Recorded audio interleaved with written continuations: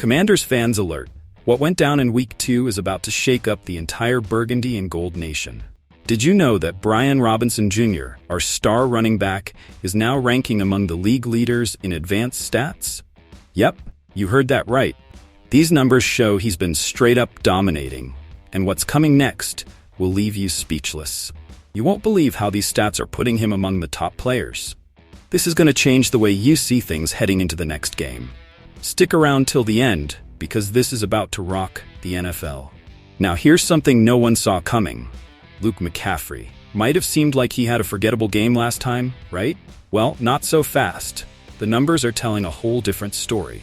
Even though it looked like his performance was a bust, some hidden stats reveal he's got serious potential to flip the script in the upcoming games.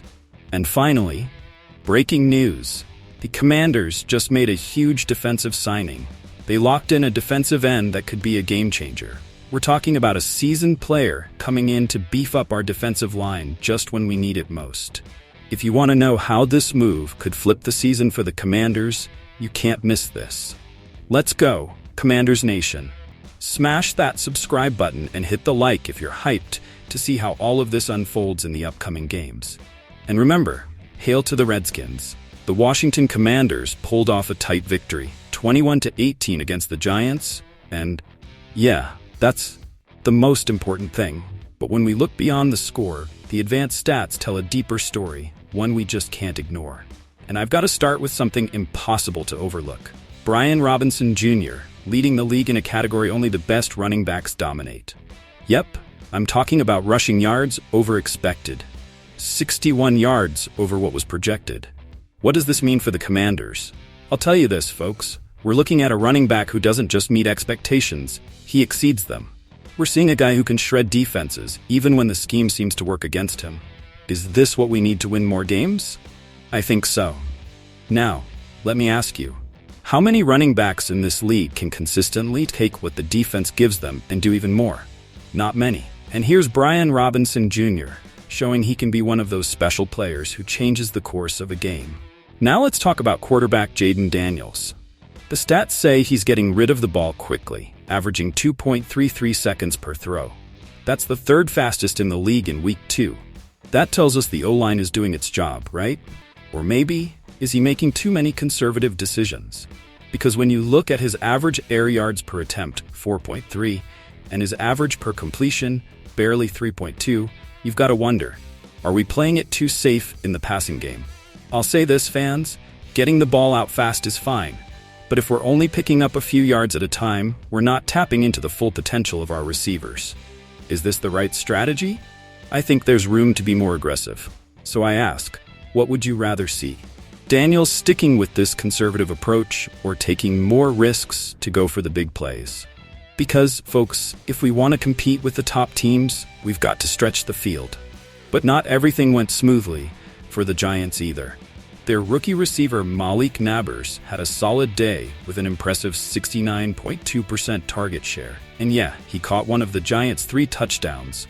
But that final drop on 4th down, that was a killer. Think about it. Nabers had a chance to change the outcome of the game, but he couldn't make the play when it mattered most. And while we're here to talk about the Commanders, that's the difference between a team that finds ways to win and one that's still searching for its identity. So back to what matters. What does all this mean for the Commanders? I'll tell you this. These advanced stats show 2 things crystal clear. We've got a running back who's dominating, and a quarterback who needs to adjust if we want long-term success.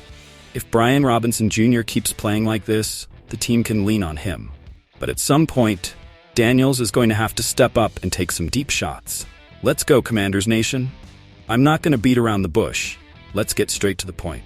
Maccaffrey is making some serious noise, albeit quietly, within the Washington Commanders offense. Now I know what you're thinking. How can you say this guy is killing it after a game where he didn't catch a single pass? Well, I'll tell you this. Stats don't lie. And advanced stats are revealing something that not many have noticed. Yep, Maccaffrey is getting wide open like crazy. In Week 2, he had one of the best separation rates in the entire NFL, ranking 3rd in the league. But why aren't we seeing him shine yet? Now here's the key question. Is it a confidence thing?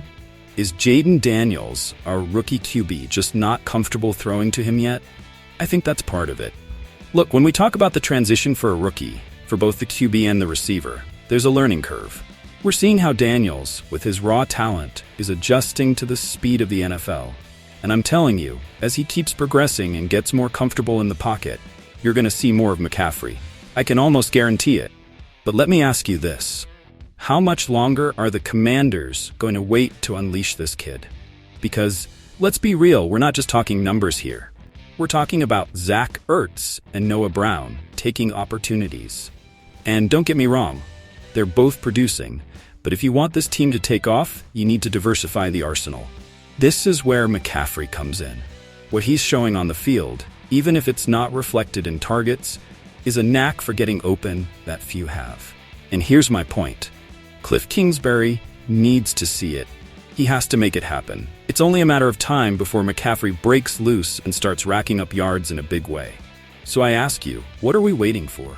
No more excuses. The kid has what it takes. And it's not a question of if he's going to explode, but when. Why not let him shine in the next game? We're heading to Monday Night Football against a playoff contender. Is there a better stage for this kid to showcase his skills? Look, I believe this. The issue is there's still some hesitation in letting Maccaffrey loose. But if we truly want to see what this team is made of, if we really want to maximize the talent we have on offense, it's time to trust him more. Stop playing it safe. There's a breakout potential waiting to happen. And if Kingsbury doesn't see it, then Houston, we've got a problem. The Washington Commanders have decided to sign DE Justin Hollands to their practice squad. And honestly, this move has me thinking, is this really what we need right now? We're talking about a player who's bounced around several teams, Broncos, Rams, Packers, Giants, Chargers, without ever really finding a solid home. And now we're bringing him to Washington. What do the Commanders see that other teams didn't? I'll tell you this. Hollands brings undeniable experience, but the fact that he's been cut so many times raises some questions. Is he the type of player who can help make this defense more aggressive? Look, Hollands is 28 and has been in the league for a while. He was drafted in the 5th round by the Broncos in 2018, and since then, he's played for more teams than I care to count. Is this a player who can truly make an impact, or are we betting on what others have passed up? I'm not saying he doesn't have potential. He's shown he can be a solid player, but not a game changer. In 2023, he registered a total of 17 tackles and 1 sack. Those numbers? Not exactly impressive, but they can't be ignored either. What concerns me most is his inability to find a permanent home in the NFL. Now, what really has me wondering is this. Why do the Commanders believe he can be different here? Let's be honest.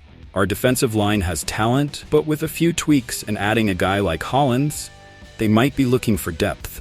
Maybe they see him as a reinforcement for those critical moments when we need to keep the pressure on the opposing QB.